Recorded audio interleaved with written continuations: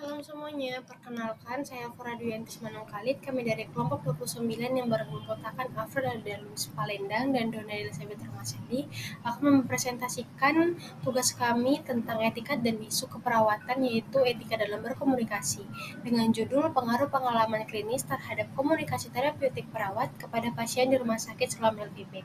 Selamat menyaksikan. Yang pertama itu adalah pengertian. Etikat profesi keperawatan adalah pedoman perilaku sopan, profesional, dan bermoral dan mengatur bagaimana perawat bersikap, berkomunikasi, dan berinteraksi dengan pasien, keluarga, serta tim kesehatan. Etikat bukan hanya tentang sopan santun, tetapi juga mencerminkan nilai profesional, empati, tanggung jawab, dan penghormatan terhadap martabat manusia dalam pelayanan kesehatan. Yang selanjutnya, tujuan etikat profesi keperawatan. Adapun tujuannya yang pertama yaitu menciptakan hubungan profesional dan saling percaya antara perawat dan pasien.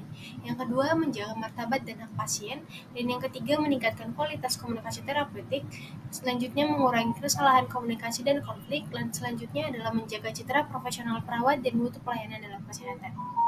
Yang selanjutnya adalah prinsip dasar etika profesional keperawatan. Jadi yang pertama itu tanggung jawab profesional. Jadi perawat harus bekerja sesuai dengan standar, aturan, dan kompetensi. Setiap tindakan harus bisa dipertanggungjawabkan. Yang kedua adalah kejujuran. Jadi perawat harus menyiapkan informasi yang benar dan tidak menutupi kondisi pasien. Yang ketiga itu adalah komunikasi dan sopan santun yang jelas.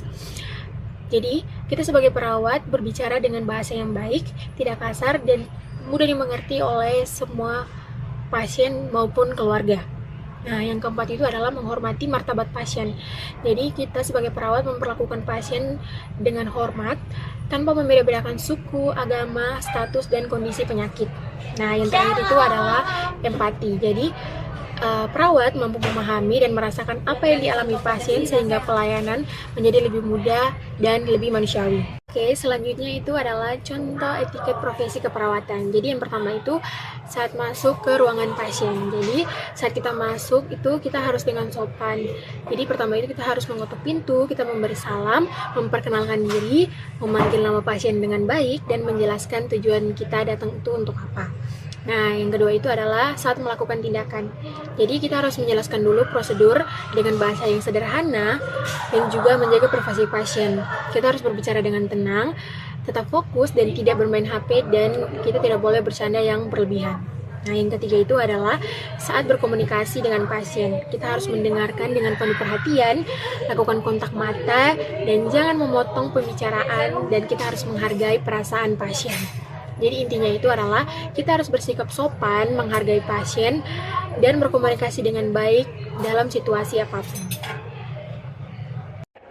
Bayangkan seorang perawat masuk ke ruangan pasien, itu memperkenalkan diri, menjelaskan tindakan dengan bahasa yang sederhana. Ia berbicara dengan nada tenang, melakukan kontak mata, dan memberi kesempatan pasien untuk bertanya apa yang akan terjadi. Satu, komunikasi lebih jelas dan mudah dipahami. Ketika perawat menggunakan bahasa sederhana dan tidak terlalu banyak istilah medis, pasien bisa memahami kondisi dan tindakan yang akan diterima pasien. Pasien juga tidak akan merasa bingung dan takut karena ia tahu apa yang sedang terjadi. Komunikasi menjadi dua arah, bukan hanya perawat yang berbicara. Yang kedua, pasien lebih kooperatif dan percaya. Ketika pasien merasa dihargai dan didengar, muncul rasa percaya. Rasa percaya ini sangat penting karena pasien lebih terbuka menceritakan keluhan, pasien lebih patuh terhadap pengobatan yang akan ia konsumsi ataupun yang akan. Jika etiket kurang diterapkan. Sekarang bayangkan sebaliknya, perawat masuk tanpa menyapa, langsung melakukan tindakan, berbicara cepat dengan istilah medis, dan pergi tanpa memastikan pasien paham atau tidak. Nah, di sini saya akan menyebutkan apa dampaknya nih. Yang pertama itu ada komunikasi menjadi satu arah. Pasien hanya menerima informasi tanpa kesempatan bertanya. Perawat fokus pada prosedur, bukan pada interaksi. Akibatnya, pasien tidak benar-benar memahami apa yang sedang terjadi. Yang kedua, pasien bingung atau tidak memahami tindakan jika bahasa terlalu teknis atau penjelasan kurang jelas. Pasien merasa ragu, pasien takut bertanya, pasien bisa salah memahami instruksi. Kesalahan komunikasi bisa berdampak pada keselamatan pasien juga. Yang ketiga, menurunkan kepuasan pasien. terhadap intervensi perawat. Pasien mungkin merasa tidak dihargai, tidak diperhatikan, hanya dianggap objek tindakan. Hal ini menurunkan kepercayaan terhadap perawat dan rumah sakit. Yang keempat ini adalah berpotensi menimbulkan konflik. Ketika pasien merasa diabaikan atau tidak dijelaskan dengan baik, muncullah komplain-komplain. Terjadi kesalahpahaman, hubungan menjadi tegang, seringkali konflik di rumah sakit ini bukan karena tindakan medis yang salah, tetapi karena komunikasi yang kurang baik atau tidak efektif. Berdasarkan pembahasan yang telah dijelaskan, dapat disimpulkan bahwa etiket profesi memiliki peran yang sangat penting dalam praktik keperawatan. Etiket bukan hanya tentang sopan santun, tetapi merupakan dasar dalam membangun komunikasi terapeutik yang efektif, empatik, dan profesional. Melalui etiket yang baik, perawat mampu menciptakan hubungan yang saling percaya dengan pasien, menjaga martabat pasien, serta meningkatkan kualitas pelayanan kesehatan. Selain itu, pengalaman klinis terbukti berpengaruh terhadap kualitas komunikasi terapeutik.